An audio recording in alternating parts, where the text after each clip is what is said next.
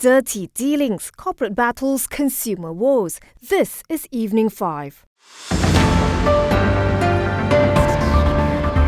Australia's ANZ Group is said to be selling around 298 million shares, or a 9% stake worth up to $242 million, approximately 1.155 billion ringgit in AMMB Holdings or Ambank. Citing a term sheet for the transaction, a Reuters report said the shares are being offered at between 3 ringgit 80 cent and 3 ringgit 85 cent per Ambank share, which is equivalent to a discount of 8.3% to 9.5% to the closing price of the lending group's shares of 4 ringgit 20 cent a day.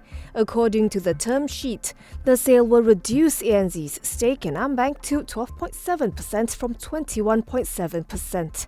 The report notes that the sale comes 3 years after ANZ announced it would write down the value of its investment in Ambank after the Malaysian bank settled a claim linked to the scandal at 1MDB.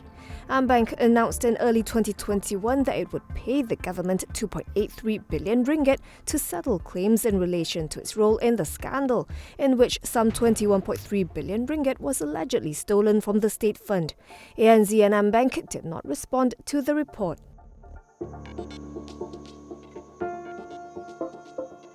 Lawyers acting for SRC International alleged that Dato' Sri Najib and the former 1MDB unit had ignored conditions imposed by Bank Negara regarding a 4 billion ringgit loan granted by Retirement Fund Inc. or KWAP, which eventually led to $120 million finding its way to the jailed former Prime Minister's personal bank account. Lead counsel Dato' Lim Chi Wee described the case as a multi-jurisdictional fraud in his opening statement at the trial before the High Court Commercial Division today.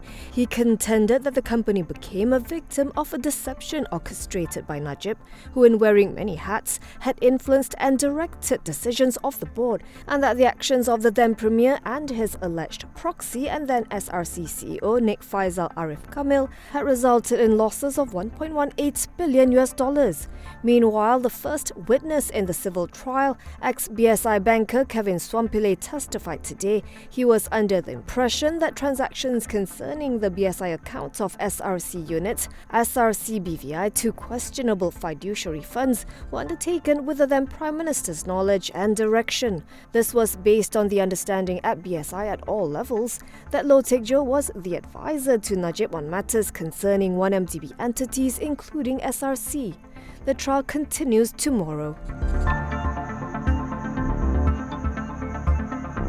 Iskandar Waterfront City and PLS Plantations, two entities linked to Tycoon Tan Sri Lim Kang Hu, are in talks with a China state-owned company to develop an industrial park and innovation hub in Johor. The two firms inked a memorandum of understanding with Shenzhen Shenyue Joint Investment Co. today. The companies are looking to develop a 1,000-acre Johor Shenzhen industrial park in Ulu Sendili, which will be one of the largest purpose-built, fully integrated new industrial estates in Johor. This will be supplemented by the 50-acre Johor Shenzhen Innovation Development Hub to be set up within the Johor Bahru Central Business District. PLS Plantations is the landowner of one of the identified locations for the developments. Lim, who is Executive Vice Chairman of both Iskandar Waterfront City and PLS Plantations, said the two projects would ride on Johor's industrial wave, spurred by the Johor-Singapore Special Economic Zone and the Johor Bahru-Singapore Rapid Transit System. He said the two projects are a positive value proposition for Johor and will attract interest from businesses, both domestic and foreign. Paramount Corp aims to sell 1.4 billion ringgit worth of properties in FY 2024 as the company ramps up launches. Group CEO Jeffrey Chew Santiong said the plan is to launch projects worth 2.4 billion ringgit in GDV this year, including some 700 million ringgit of projects which were stalled in 2023 due to delays in obtaining the necessary approvals. Last year, Paramount sold properties worth 1.12 billion ringgit, a record high, with products launched with 886 million ringgit, compared with 1.21 billion ringgit in 2022. Chew also flagged rising costs following an increase in the sales and service tax to 8% effective last Friday, and said the firm may consider raising prices to protect its margins. He said the higher rate is neutral from the property developer perspective, though it may affect other areas, and the cost increases may trickle into later projects. Shares in Paramount were unchanged at RM1.09 today, giving the group a market capitalization of RM678.77 million.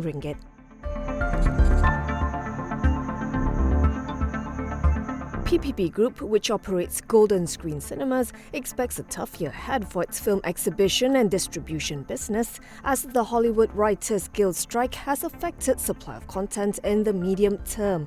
Koh Mei Lee, who leads PPB's entertainment business unit, said GSC is shifting its focus to local and regional movies, including participating in local film production, to gain better control over the content at its cinemas. She said the cinema operator is working on co-producing local movies on profit sharing, with costs ranging between 8 million and 20 million ringgit for each production. According to Koh, box office revenue in Vietnam recovered to 92% of pre-pandemic levels, thanks to local movies there. In comparison, the recovery was slower in Malaysia at 75%. For 2024, GSC has 3 co-productions in the pipeline and expects contributions from events and sales of food and beverages to partially cushion the impact of the strike. Meanwhile, as consumers tighten their wallets, Koh said strong titles would still draw moviegoers, noting that GSC's premium cinemas are not affected.